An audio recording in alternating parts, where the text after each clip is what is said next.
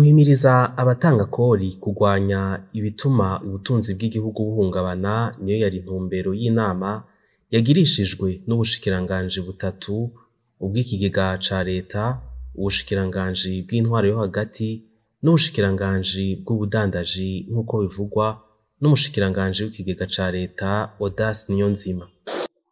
Twabanje kubereka rero ko inzira zose iyo fraude icamwo leta yamaze kuzica hirya no hino, yaba ukunyuruza amakuru n'amatagisi hagati mu budandazo bubera hagati mu gihugu n'urudandazwa njyabukambibe.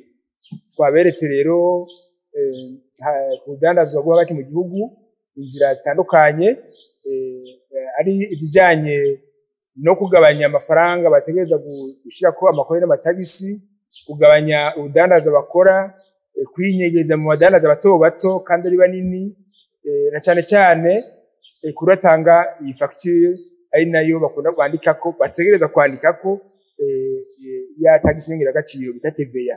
Umushikiranganji w'ikigega ca leta abandanya amenyesha ko hagiye gufatwa ibihano mu kurwanya urudandazwa rwa magendu. Gishasha muri ibi nuko inzego za leta zose zahagurukiye rimwe.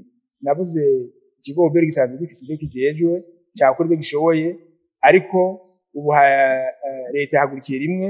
Ubushikiranganji bujejwe umutekano tuko turafashanya, ubushikiranganji bwose bujejwe udandazwa n'amahinguriro tuko turafashanya, ubushikiranganji bw'ubutungane utukorera mu runani kugira ngo cyane cyane abafashe muri ayo makosa tubahane dukoresheje dangingo ruhasha, na cyane cyane kubahana mu kibiriraho, kugira ngo rero ivyo guhana ikibiriraho bikunde nuko izo nzego zose ziba zakoze mu runani. Gukoresha ubuhinga bwa none nibwo buryo bushasha mu gutunganya amakori bizotuma hagwanywa urudandazwa rwa magendu.